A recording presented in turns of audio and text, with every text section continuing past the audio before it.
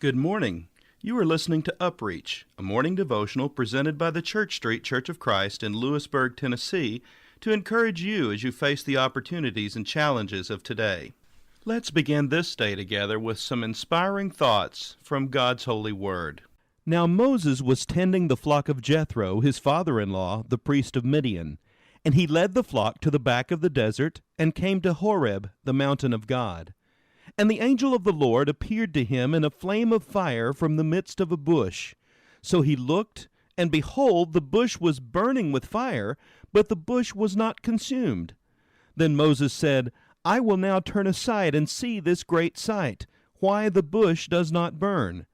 So when the Lord saw that he turned aside to look, God called to him from the midst of the bush and said, Moses, Moses. And he said, Here I am. Then he said, Do not draw near this place. Take your sandals off your feet, for the place where you stand is holy ground. Moreover, he said, I am the God of your father, the God of Abraham, the God of Isaac, and the God of Jacob. And Moses hid his face, for he was afraid to look upon God. And the Lord said, I have surely seen the oppression of my people who are in Egypt, and have heard their cry because of their taskmasters. For I know their sorrows. So I have come down to deliver them out of the hand of the Egyptians, and to bring them up from that land to a good and large land, to a land flowing with milk and honey, to the place of the Canaanites and the Hittites, and the Amorites and the Perizzites, and the Hivites and the Jebusites.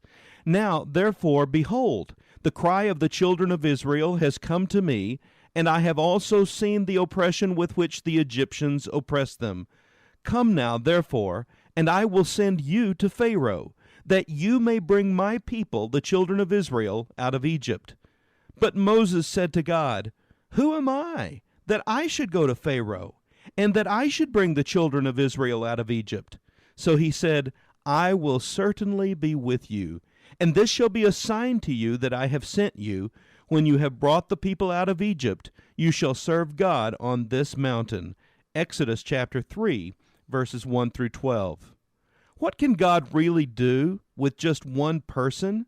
Someone like me, who responds obediently to his call. Consider these thoughts from God is No Fool by Lois Cheney. I knelt and said, But I am one, only one. And the world is so large, and the evil is so strong. There are so few who care. There are so few who sense.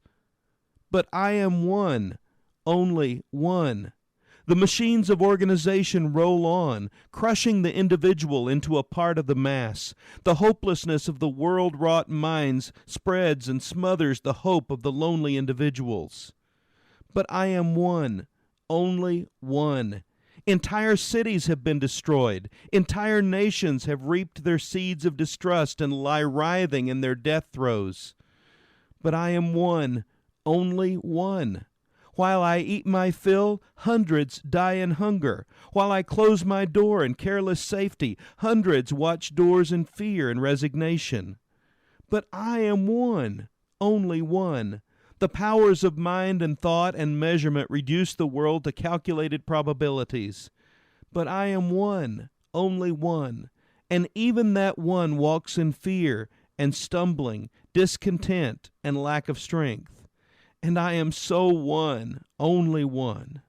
And he said, Stand up, I choose you. And I stood up, and the earth trembled, and that is the beginning to which there is no end, except in God. What about you today? Are you prepared to submit your life in complete obedience to the one who is calling you and who died to save you?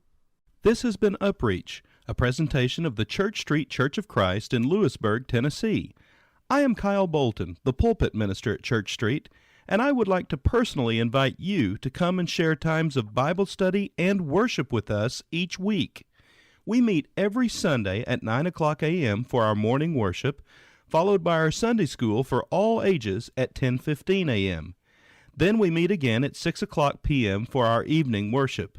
We also have a midweek meeting for devotion and Bible study on Wednesdays at 6:30 p.m. I hope to see you there. Have a blessed day.